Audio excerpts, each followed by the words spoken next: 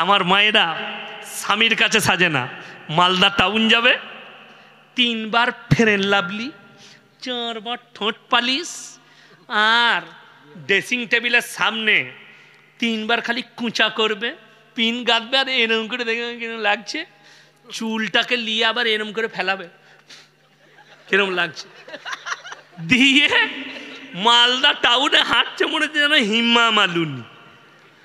আর যখন রাতের বেলায় স্বামী আসছে মালদা থেকে কাজ করে, বাজার থেকে আসছে, চাকরি থেকে আসছে, ঘরে ঢুকে, ঘরে যখন এসছে, কই গো 1 গ্লাস পানি দাও তো, ঠিক মনে হচ্ছে খেপিটি দিয়ে বই একদম এসে পাশে বসলে এলাও পানি খা, তুই সরে যা।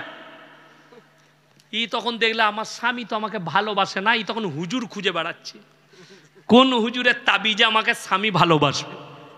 কি বললে না, হুজুর সেরকম আছে, খালা তাবিজটা খালি বালিশে ভরে দাও। একটা ঘটনা শোনাই। একজন সবজি বিক্রি করতে চাই বর্ধমানে, প্রত্যেক দিন টাউনে সবজি বিক্রি করতে গেছে, আর সবজি বিক্রি করতে গিয়ে দেখছে আলু 5 টাকা কিলো, পালং শাক 3 টাকা, পুঁই শাক 2 টাকা, কচু 15 টাকা, পটল 5 টাকা, বাজার একদম খারাপ, বিক্রি বাটা বেশ ভালো, লাভ হয় নাই, ঘরে এইছে। খালা তখন বলছে, কই গো আমাকে 100 টাকা দাও। চুপ কর, জ্বলিয়ে দিলি তোরা, মানে আর মিজাজ খারাপ, বিক্রি বাটা হয় নাই। তখন খালা মনে মনে ভাবছে আমার উপরে চটে গেছে, হুজুরের কাছে হাজির। আমি খালি চিন্তা করি, আপনি যান কলকাতায়, নাহলে মালদায় কোনো ল্যাবেতে রক্ত দেন, রোগ ধরা পড়বে না। আমাদের দেশের কিছু ভণ্ড আছে এরম করে জামা মেপে, বিরাট গোলমাল তো, আর মেয়েরা কি মনে করে জানেন, হেলো জামা মেপে রোগ বলে দিচ্ছে। এই জামা মেপে বলছে খালুর অবস্থা খুব খারাপ, তোমার ঘরে আর কে কে আছে? বলছে আমার আরো 2টো যা আছে। বলছে তাদের সঙ্গে সম্পর্ক বলে একদম গোলমাল, কথা নাই তোমার। দেখলে তীর পেয়ে গেছি মারার, বলে তোমার বড় জাটা গোলমাল করেছে। হুজুর কি করতে হবে? আমি যে তাবিজটা দিচ্ছি 1001 টাকা লাগবে, তুমি গিয়ে খালুর বালিশের তলাতে ভরে দেবে। খালুর তলায় ভরে দিয়েছে, বালিশের তলায়। 3 দিন পরে খালু আবার গেইছে সবজি বেচতে, পটল 70 টাকায়, আলু 50 টাকা, পালং শাক 100 টাকা, ভেন্ডি 150 টাকা, শসা 150 টাকা, একদম বাজার ফুল। ঘরে এসে বলছে এলে খেপি 500 টাকা রাখ। মনে মনে ভাবছে তাবিজ দারুণ কাজে লেগেছে, কথাটা বুঝতে পারেনি। পাড়ায় থালা ধুচ্ছে আর মেয়েদিকে বলছে ওলো অমুক মলবির কাছে গিয়েছিলাম, তোর খালু আমাকে দেখতে পারত না, এমন তাবিজ ভরেছি তোর খালু একদম সুজা হয়ে গেছে। খেয়ে হাই রোডে মারা গেছে মালদায়। বলে অসুবিধা নাই, মিলাদ পড়িয়ে দেবো। হুজুর মিলাদ পড়াচ্ছে, হুজুর দোয়া করবে। হুজুর দোয়া করছে রব্বানা আতিনা ফিদ দুনিয়া হাসানা, আল্লাহ তুমি জান্নাতুল ফিরদৌস দান করো, আল্লাহ তুমি ভাইকে তুমি শহীদের মর্তবা দাও। দোয়া হয়ে গেল, খেতে দিয়েছে। হুজুর মানে আমাকেই ধরেলেন, আমি লোকের কথা বলবো না, লোক মনে করবে আমাকে বলছে। আমি খেতে দিয়েছে, খেতে বসেছি। বললাম বাপ কি করে মারা গেছে বাপ? বলে হুজুর ছেলে খুব খারাপ। কেন? 3 বোতল মদ খেয়ে অ্যাক্সিডেন্ট করেছে। আমি তোবা তোবা, কাকে জান্নাতে দিলাম ব্যাম? মদ খোর আর গাঁজা খোরকে? নাউজবিল্লাহ। হ্যাঁ এটাই তো সিস্টেমই মনে করেছে। এরপর অনেকজনের মনে মনে হবে যে হুজুর কেন যে গাঁজা খেয়ে মদের ভাঁটিতে মদ খেয়ে মারা গেছে, তার লেগে দোয়া করতে পাবো না? আমি বলবো না, আমার বাপের ডায়েরি লয়, কোরআনকে জিজ্ঞেস করো। বুখারী শরীফের হাদিস, রসুল আকরাম সাল্লাল্লাহু আলাইহি ওয়াসাল্লাম, সবাই বলুন না সাল্লাল্লাহু আলাইহি ওয়াসাল্লাম, নবীজির কাছে খবর এলো ইয়া রাসূলুল্লাহ, চাচা যান আপনার মৃত্যুর শয্যায় মারা যাবে। নবীজি ছুটলেন, চাচার হাতটা ধরে বললেন চাচা একবার খালি কলমাটা পড়ে নাও, আমি কেঁদে কেঁদে ক্ষমা চাইব আল্লাহর কাছে, তোমার জন্যে কেঁদে কেঁদে ক্ষমা চাইব। নবীজির চাচার উত্তর এলো, আমি যদি বার্ধক্যে কলমা পড়ি লোকে বলবে মৃত্যু ভয়ে কলমা পড়েছে, আমার বদনাম ছড়াবে, আমি কলমা পড়তে পারবো না। নাউজুবিল্লাহ বলে অস্বীকার হয়ে গেল। আল্লাহ আয়াত পাঠালেন, ইন্নাকা লা তাহদি মান আহবাবতা ওয়ালাকিন্নাল্লাহা ইয়াহদি মান ইয়াশা। হে আমার বিশ্ব নবী, পৃথিবীর মানুষকে বলে দাও হিদায়েতের দপ্তরটা আমার আল্লাহর হাতে। আমার ইচ্ছা নেই তোমার চাচা কলমা পড়তে পারবে না, রসুলের চোখ দিয়ে পানি। তোমার চাচা কলমা পড়তে পারবে না, তুমি যত বলবে বলো। চাচা অস্বীকার করে দিয়েছেন। চাচা চলে গেলেন দুনিয়া থেকে। নবীজি সাল্লাল্লাহু আলাইহি সাল্লাম দোয়া শুরু করলেন, আল্লাহ তুমি ক্ষমা করে দাও আমার চাচা জানকে ক্ষমা করো। আল্লাহ সঙ্গে সঙ্গে আয়াত পাঠালেন, যখন নবীজি চাচার জন্য দোয়া চাইছেন আল্লাহ দুজনকে নসিহত করে দিলেন, এক মুমিন এক নবী। মা কানা লিন-নবী ওয়াল্লাযীনা আমানু আন ইস্তাগফিরু লিল মুশরিকিন ওয়ালাউ কানু উলি কুরবা। হে নবী এবং মুমিন, তোমরা দুজন শোনো, যারা মুশরিক হয়ে বেঈমান কাফের হয়ে বদ্দিন হয়ে মারা গেছে তার জন্য দোয়া চাইতে পাবে না, যদিও তারা তোমাদের নিকটতম আত্মীয় হয়। নবীজির হাত নেমে গেল, চাচার জন্য দোয়া করা বন্ধ। তুমি কোন ক্ষেতের মলবি যে তুমি মাতালকে দোয়া করে জান্নাতে দিবে? তোমার হুজুর আগে মার খাবে, তারপরে তো তোমার আছি। চলুন আরো একটু আগে নিয়ে যাই। এটা তো আল্লাহর নবী বললাম। কিয়ামতের দিনে আমাদের অনেকের ধারণা একমাত্র এই মৌলবীদের ন্যাজ ধরলি পেরিয়ে যাবে। মাদ্রাসায় এসে অনেকজন উঠা বসা করে অফিসে, তো একজন আমার আব্বার ভাগ্নে হয়, আমরা ভাই বলি, ফুফুইতো ভাই, আব্বাজানকে মামা মামা করে সম্পর্কে। একদিন বলছে আমার চিন্তা নাই। বলো কেন? বলে আমার কি চিন্তা আছে, তুমি আছো, মামা আছে, কিয়ামতের দিনে জামার পেছনটা ধরে পেরিয়ে যাব। শালা ভালো লাইন করে রেখেছে তুই।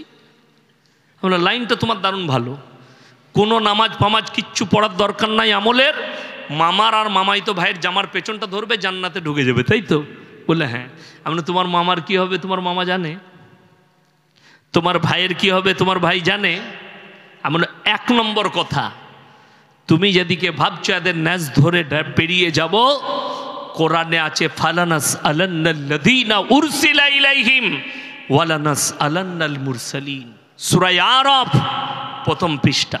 আমি কিয়ামতের দিনে নবী পয়গম্বর রাসূলকেও দাঁড় করাবো, তাদের কওমকেও দাঁড় করাবো, তাদেরকেও জিজ্ঞাসাবাদ হবে তোমরা দাওয়াত কিভাবে দিয়েছো, এবং তোমাদিকে জিজ্ঞেস করা হবে তোমরা কিভাবে গ্রহণ করেছিলে।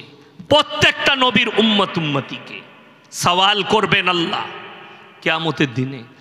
যদি নবী পয়গম্বরকে আল্লাহ দাঁড় করিয়ে জিজ্ঞেস করেন, তাই ইয়াসিন কি করে পার পাবে? কথাটা বুঝতে পেরেছেন না পারেননি?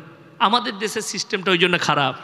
বলে কিছু নয়, হুজুর দোয়া করে দিলে জান্নাতে ঢুকে যাবি।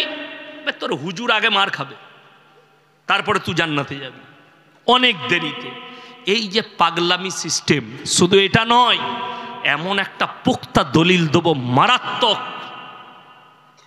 হযরতে ঈসা মাসি, আমার যুবক যুবতী যারা আছেন শুনেলেন, বেঈমান কাফেররা এমন ভাবে জাল ছুঁড়েছে ঠান্ডা মাথায়, আমাদের ধর্মের মানুষ মুসলমান সেই জালের ভেতরে ঢুকে গেছে। এই মাসটা নভেম্বর চলছে, 2023 সালের 30শে ডিসেম্বর আমি সুজাপুর গয়েশ বাড়িতে জলসা করেছি। রাত 11:45 জলসা শেষ করেছি। আমার গাড়িতে কালিয়াচক যেতে 13 মিনিট সময় লেগেছে, মাত্র 13 মিনিট। যখন ওখানে পৌঁছেছি লাইন জাম, 4-5টা গাড়ি দাঁড়িয়েছে। আমি আমার ম্যানেজারকে বললাম বেরিয়ে দেখে এসো ব্যাপার কি। আমাকে এসে বললে হুজুর অনেকগুলো লোক দাঁড়িয়ে আছে, মুসলিম যুবক, আর গোটা হাই রোডটাই বোম বিছিয়ে রেখেছে কয়েক লক্ষ টাকার। তারা 1 জানুয়ারি পালন করবে বোম ফাটিয়ে। যেমনি কাঁটায় 12টা বাজলো, বোমগুলো আগুন ধরানো হলো, আর প্রশাসন বাবুরা গার্ড দিয়ে দাঁড়িয়ে আছেন। 10 থেকে 15 মিনিট খালি বোম ফাটলো, তারপরে রোড ছাড়লো। এগুলো কোনো অমুসলিম নয়, সমস্ত মুসলিম ঘরের ছেলে। 25শে ডিসেম্বর পালন করবে কে? আমি বলিনি, মিডিয়া বলছে। 2023 সালের 25শে ডিসেম্বর কলকাতা টাউনটার মধ্যে খালি 22,000 কন্ডম বিক্রি হয়েছে। তার মানে 22,000টা মেয়ে সেই রাতে জিনা করেছে। শুধু তাই নয়, সেখানে 1.5 থেকে 2,000 থেকে 2,500 মুসলিম যুবক যুবতী, তারা সব কলেজ পড়ুয়া আর ইউনিভার্সিটি পড়ুয়া, তারা সেখানে যোগদান করেছে। কেন? খ্রিস্টানদের গির্জায় গিয়ে আশীর্বাদ নেবে। তোমার জানা আছে খ্রিস্টানরা আর আহলে কিতাব নেই, বেরিয়ে গেছে, আহলে কিতাব থেকে বঞ্চিত হয়ে গেছে, আল্লাহ তাদেরকে বাতিল করেছেন। তার কারণ একটাই, তারা প্রথমে এক আল্লাহ বিশ্বাসী ছিল, তারপরে ঈসা মাসিহকে আল্লাহ তুলে নেওয়ার পরে তারা 3টে আল্লাহ দাঁড় করিয়ে দিল। এক হচ্ছে আল্লাহ, দ্বিতীয় হচ্ছে তার মা মারিয়াম একটা আল্লাহ, তৃতীয় হচ্ছে ঈসা মাসিহ একটা আল্লাহ। মোট 3টে আল্লাহ বিশ্বাসী, নাউজবিল্লাহ বলে। এবং তাদের মূল দাবি হচ্ছে, যেখান থেকে তারা আহলে কিতাব থেকে বাতিল হয়েছে, কোরআনে আছে, তারা যখনই বলে দিলে ঈসা হচ্ছে আল্লাহর বেটা, জোরে বলুন নাউজবিল্লাহ।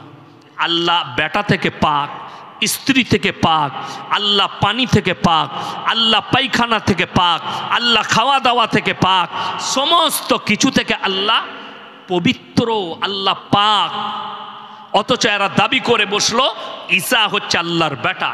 যারা শিক্ষিত ছেলে মেয়ে আছেন তারা কান খুলে শুনবেন, কিয়ামতের দিনে এই 3টে আল্লাহ দাঁড় করানোর কারণে আল্লাহ ঈসা মাসিহকে দাঁড় করাবেন, কোরআনে আছে। কিয়ামতের দিনে দাঁড় করাবেন, আল্লাহ প্রশ্ন ছুড়বেন, ইসকাল আল্লাহু ইয়া ঈসা ইবনে মারইয়াম আনতা কুলতা লিন-নাস ইত্তাখিদুনি ওয়া উম্মিয়া ইলাহাইনি মিন দুনিল্লাহ। এই ঈসা, তুমি কি বলেছিলে তোমার কমকে আল্লাহ ছাড়া আমি আর আমার মা আরো 2টো আল্লাহ? ঈসা নবী বলবেন, ক্বালা সুবহানা। যে কথা বলার আমার অধিকার নেই, হক নেই, আমি এ কথা কেমন করে বলতে পারি? আর আমি যদি এ কথা বলে থাকতাম, ইন্নাকা আনতা আল্লামুল গায়ুব, আপনি আলিমুল গায়ব, সব জানেন। আল্লাহ বলবেন, আমি জানি। এই বেঈমান কাফের দিকে বিশ্বাস স্থাপন করানোর জন্য আমি তোমাকে দাঁড় করিয়েছি। আল্লাহ যদি ঈসা মাসিহকে দাঁড় করায় আর প্রশ্ন করে, আমার মতো মৌলবি আর হুজুররা কি করে বাদ যাবে? আপনার বিবেকে নেই? যার দ্বারা আপনি জান্নাতে যাচ্ছেন আপনার জানাই নেই। কেউ যদি মুসলিম ঘরের ছেলে হয়, সে যদি নাস্তিক হয়, বেঈমান হয়, আল্লাহ বিরোধী হয়, রসুল বিরোধী হয়, জীবনটা মদের ভাঁটিতে কাটায়, আপনার জীবনটা গাঁজা মদের ভাঁটিতে কাটায়, জেনে রেখে দিবেন, তার সে মরে যাওয়ার পরে না তার জানাজা পড়া যাবে, না তার জন্য দোয়া করা যাবে, না তার কবরস্থানে দাফন কাফন করা যাবে। যদি বলেন কি করব, ও গঙ্গার ধারে ফেলে দেন, কুকুরে খাক শুয়োরে খাক, দাফন কাফন করা যাবে না। যদি কোনো মৌলবি নাস্তিক জানার পরেও জানাজার নামাজ পড়ায়, এই মৌলবিকে আল্লাহ কিয়ামতের দিনে কঠিন আযাবে মুবতালা করবে, যেহেতু সে নামাজটা পড়াচ্ছে পেটের দায়ে। আল্লাহ কোরআনে বলেছেন, ইন্নাল্লাযীনা ইয়াকতুমুনা মা আনজালাল্লাহু মিনাল কিতাব ওয়া ইয়াশতারুনা বিহি সামানান কালীলা উলাইকা মা ইয়াকুলুনা ফি বুতুনিহিম ইল্লান নার। যে সমস্ত মৌলবিরা হুজুররা আমার কোরআনের আয়াতকে লুকিয়ে দেয় নিজেদের পেট চালাবার জন্য, পেট ভরাবার জন্য, তারা নিজেদের পেটেতে আগুন ছাড়া আর কিছু ভরে না। আমি আল্লাহ তাদেরকে কিয়ামতের দিনে কঠিন আযাবে মুবতালা করে দেব। আপনি মুখ খুলে বলতে পারছেন না নাস্তিকের জানাজার নামাজ হারাম, পড়া যাবে না। যদি প্রকাশ হয়ে যায় তার পরিবারের কাছে, বাম্মায়ের কাছে, সমাজের বুকে, এটা নাস্তিক, যদিও সে মুসলমান ঘরে জন্ম, বলে তার জানাজা পড়া যাবে না, তার লেগে দোয়া করা যাবে না। তসলিমা নাসরিন বলেছে নিজেকে মুসলিম, এ যদি মারা যায় এর জানাজার নামাজ যে মৌলবি পড়াবে সেই মৌলবিকে আগে জাহান্নামে ধাকেলা হবে। আসাদ নূর এ হারামের আউলাদ যদি মরে যায়, কোনো মৌলবি যদি আর জানাজার নামাজ পড়ায়, সেই মৌলবি আগে জাহান্নামে প্রবেশ করবে।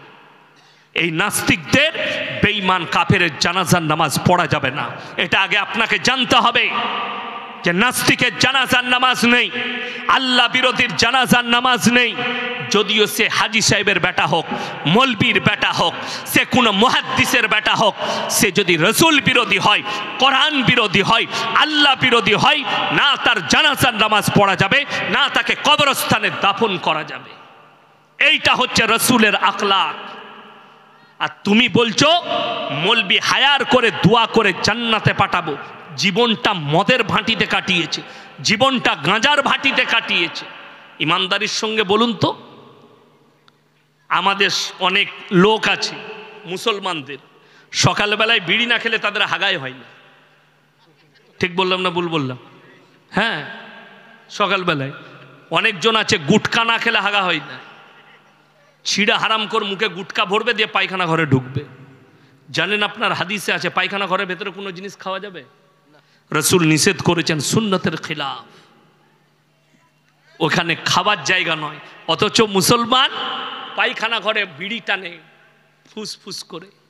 আর ই তো ফতোয়া পেয়ে গেছে, হুজুরকে জিজ্ঞেস করছে, হুজুর বিড়ি সিগারেট গুটকা খাওয়া কি? হুজুর বললে বাবা মাকরু। তোর হুজুর আগে মার খাবে। এই পানির বোতলটা দেন আমাকে। এই তো, এই দেখেন, এ ভালো করে বুঝবেন, এই পানির বোতল যেটা দিয়েছে, এটাতে কমিটির লোক বললে বিষ মিশানো আছে, এটা আমার খাওয়া যাবে? কথা বলেন। জেনে শুনে খাওয়াটা কি? ওই জন্যই তো তোমাদের এই অবস্থা। হারাম। বুকামি আলাদা, বুকামি মানে পাগল সে, আর হারাম শব্দটা কি বললাম? হারাম। এটা মাথায় রাখবেন। কেউ আত্মহত্যা করা কি হারাম? তো বিষ জেনে শুনে পান করলে হারাম হবে না? হারাম। যেমন দেখবেন আমাদের দেশে গজল আছে, আর আমাদের মায়েরা কেউ যদি গজল পড়ে না, ও আর মানে দেখবে না, খালি গলাটা দেখবে, ও কি গলালো, দারুণ, কিন্তু কি বললেও জানে না। ওই জন্যই তো আমাদের দেশে অনেক মেয়েরা বলে সুরওয়ালা বক্তা নিয়ে আসবি, তো সুর বলবে, কি বললেন, গীত বলবে, গীত শুনতে পাবেন। আমার পরে আছে হজরত আলী, জমিয়ে দিবে, আমারই বন্ধু, খুব ভালো। যাই হোক, শুনবেন তো। এই 24 পরগনার একটা মেয়ে গজল পড়ছে, বিসমিল্লাহ বলে গিলাস তুলে গালে ঢেলে নিল, বিসমিল্লাহ রসিলাই বিষ পানি হয়ে গেল। এই প্রথম লফজটাই হচ্ছে হারাম শব্দ, ইসলাম বিরোধী, কোরআন হাদিস বিরোধী। জেনে শুনে যদি কেউ গিলাসটা ঢেলে লাই বিষের, হারাম। বিসমিল্লাহ বলে পড়ে খেলেও হারাম। এই যে কারেন্টের তার দেখছেন, এটা কারেন্ট আছে না নয়? আচ্ছা, আমি যদি বলি বর্তমান থেকে, এই যে আমার মতো অলি তোরা দেখিস না, আমি হাত দেবো, আমাকে শর্ট মারবে না। ও চিনে এটা ইয়াসি, ওর কাজ হচ্ছে শর্ট মারা, ঝাড়াম চালির বাচ্চা। কেউ যদি বলে আমি বিসমিল্লাহ পড়ে সাপের গর্তে হাত বললে, সাপ চুমু খাবে না কামড়াবে? কামড়াবে। কেন? সাপের গুণ হচ্ছে কামড়ানো। সাপের গুণ কি? কামড়ানো। অনেকজন যদি বলেন না হুজুর ভুল বলছেন, আল্লাহর অলি হলে তাকে কামড়াবে না, তো ঠিক আছে, তোমার অলি কোনটা আছে সেটাকে নিয়ে এসো, আমি একটা কেলে সাপের গর্তে তার হাতটা ভরবো, সে কিরকম চুমু খায় সেটা দেখব। আপনারা ইমানদারির সঙ্গে বলবেন। আমি সেই জাহিলে মুরাক্কাব দিকে বলতে চাই, হযরতে আবু বকর সিদ্দিক রাদিয়াল্লাহু তাআলা আনহু থেকে বড় ওলি কেউ হতে পারে না? হতে পারে পৃথিবীতে? কেউ হবে না। অবাক কথা বলছি, আল্লাহ নবী সাল্লাল্লাহু আলাইহি সাল্লাম যখন হিজরত করে চলে যাচ্ছেন, গুহার মধ্যে হযরতে আবু বকর সিদ্দিক রাদিয়াল্লাহু তাআলা আনহুর ডান রানেতে মাথাটা রেখে ঘুমাচ্ছেন নবীজি। হযরতে আবু বকর নিজের চাদরটা ছিঁড়ে ছিঁড়ে ছিদ্রগুলো বন্ধ করছেন গুহার, যাতে কোনো সাপ বিচ্ছু এসে নবীকে না দংশন করেন। এমন অবস্থায় এক গর্তের ভেতরে বিষধর সাপ ছিল, হযরতে আবু বকরকে দংশন করেছে। হযরত আবু বকর রাদিয়াল্লাহু তাআলা আনহুর চোখ দিয়ে পানি এসছে, এক টপ পানি রাসূল সাল্লাল্লাহু আলাইহি সাল্লামের চেহারায় পড়ে গেছে। নবীজি উঠে বসে গেলেন আর তাকিয়ে বললেন, হে আবু বকর, তোমার চোখে পানি? স্ত্রী পুত্র পরিজনকে মনে পড়ছে। বুকে জড়িয়ে বললেন, আল্লাহর কসম, আমি আমার স্ত্রী পুত্র পরিজনের থেকেও আল্লাহকে এবং আল্লাহর রসুলকে বেশি মহব্বত করি, ইসলামকে মহব্বত করি, দিনকে মহব্বত করি। আমাকে ইয়া রসুল আল্লাহ সাপে দংশন করেছে বলে আমি কাঁদছি। নবীজি মুখে থুতু লাগিয়েছে, রেওয়ায়তে আছে বিষ উদাও হয়ে গেছে। বলুন সুবহানাল্লাহ। এটা নবীর মুআজিজা আল্লাহর তরফ থেকে। কিন্তু যে সাপ হযরত আবু বকরকে চিনতে পারেনি, সেই সাপ ইয়াসিনকে কি করে চিনবে? মিথ্যা কথা। আপনারা বলুন, এই পানিতে যদি বিষ মিশানো লেখা থাকে এখানে, এটা যদি পান করা হারাম হয়, যারা বিড়িখোর আছেন, গুটখাখোর আছেন, সিগারেটখোর আছেন, সিগারেটের প্যাকেটে, বিড়ির প্যাকেটে, গুটখার প্যাকেটে ক্যান্সারের কারণ লেখা আছে না নাই? হানিকারক লেখা আছে না নাই? তাহলে জেনে শুনে আপনি যখন খাচ্ছেন, আপনি নেকির কাজ করছেন না হারাম কাজ করছেন? আর বেশি কিছু বলবো না, কি বুঝলেন? মনে দুঃখ পাবেন, কষ্ট পাবেন, বেদনা পাবেন। অনুরোধ করে বলছি, রসুলের হাদিস, কাঁচা পেঁয়াজ খেয়ে মসজিদে যাওয়া যাবে কেন? মুখের দুর্গন্ধ বের হবে। আপনি এটা বুঝে গেছেন হাদিসটা? মুখের দুর্গন্ধে পাশের লোক কষ্ট পাবে। আর রসুলের হাদিস আছে, মুমিন তোমরা ততক্ষণ হবে না তোমার কাছ থেকে তোমার প্রতিবেশী যতক্ষণ সুরক্ষিত নয়, তবে তোমরা মুমিন হতে পারবে। এই হাদিসটা বুঝতে পারলেন। কাঁচা পেঁয়াজ খেয়ে যেতে নাই, এটা বুঝতে পারলেন। কেন? মুখের দুর্গন্ধ বের হবে। আর বিড়ি সিগারেট গুটখা খেলে আতরের মতো সেন করে তো। মুসল্লির কাছে 5 মিনিট থাকবেন। ক মিনিট বললাম? 10 মিনিট থাকবেন মুসল্লির পাশে। সে যদি 10 মিনিটে অতটা ব্যথা পায়, সব থেকে বেশি ব্যথা কে পাবে? তোমার স্ত্রী, তোমার বিবি, যে তোমার কাছে সারা রাত্রি শুয়ে থাকবে 8টা ঘন্টা। তোমার বিবিকে কোনোদিন জিজ্ঞেস করেছো, আমি তো সিগারেট খাই, গুটখা খাই, তোমাকে কেমন লাগে? ও কিছু বলতে পারবে না, কিন্তু মনে মনে ভাববে, 8 কুড়োর বেটা, তোকে তো ঝাঁটা মারতে মন যায়, বলবো আর কি। কেন? অত গন্ধ সহ্য করা যায়? শুনেলেন, যারা এইগুলো শ্রবণ করেন, কিয়ামতের দিনে ওই বিবির কষ্টর হিসেবটাই আল্লাহর কাছে দিয়ে পেরুতে পারবেন না। এটা লিখেলেন, আপনার বিবি যে কষ্ট পায় ওইটাই দিয়ে পেরুতে পারবেন না। আমার আব্বাজির বয়স কত হয়েছে? 80 বছর। কত বললাম? 80 বছর। গলাটা পাল্টিয়েছে, দেখেছেন? জলসা শুনেছেন তো? গলা পাল্টাইছে, গলাটা সেম ওই রকম আছে। কেন জানেন? আমারও তাই অভ্যাস, আমার আব্বাজিও। যেদিন থেকে জন্মগ্রহণ করেছে, জ্ঞান হয়েছে, আজ পর্যন্ত আমার আব্বাজি একটা মিষ্টি পান পর্যন্ত খাইনি। মশলা তো অনেক দূরের কথা। আল্লাহর কৃপায় আমারও তাই। আমি আজ পর্যন্ত খাবার ছাড়া আল্লাহ কিচ্ছু দেয়নি। কেউ যদি মৌরি দেয় সেটাও খাই না, কেউ যদি জোয়ান দেয় সেটাও খাই না, আল্লাহর কৃপা। আর আমাদের দেশের লোকরা কি বুঝলেন, শুধু ওইগুলো মিষ্টি পান বিয়ে ঘরে যদি গলা পর্যন্ত খায়, দিয়ে হজম হয় নাই, খালি ঢেকু তুলছে, একটু থামস আপ দে, থামস আপ খাবে। ঠিক বলছি না ভুল বলছি? থামস আপ, কোকো কলা, হারাম জিনিসকে হজম করছেন আপনি আমাদের দেশে। শুনেলেন, কিয়ামতের আলামতগুলো আসতে শুরু করে দিয়েছি, আপনি কিছুই করতে পারবেন না। কেন? কিয়ামতের আলামতের মধ্যে মারাত্মক একটা আলামত, সমাজ আলেম থেকে বিচ্ছিন্ন হয়ে যাবে। জ্ঞান কার কাছে নিবে? যার কাছে হাদিস কোরআনের এতটুকু জ্ঞান নেই, তাকে জ্ঞানী মনে করে তার কাছ থেকে দিন নিতে গিয়ে নিজেদের ঈমান পর্যন্ত হারিয়ে ফেলে। আজকে সেইটাই হয়েছে। আলেম চিনতে পারেননি। আমার আগে যিনি বসেছিলেন স্টেজে, এখানে যতজন বসে আছে ওনার জুতো বোয়াবারও যোগ্যতা নাই, অনেকজন জানে না। কিন্তু আপনারা বক্তা চিনেছেন, আলেম চিনতে পারেন। ওই জন্যে আমার আব্বাজির বয়ান শুনবেন। আমার আব্বাজির বয়ান আছে, এইখানে যাকে বসাচ্ছ খোঁজ লাও, কোরআন হাদিসের জ্ঞান অর্জন করেছে কিনা।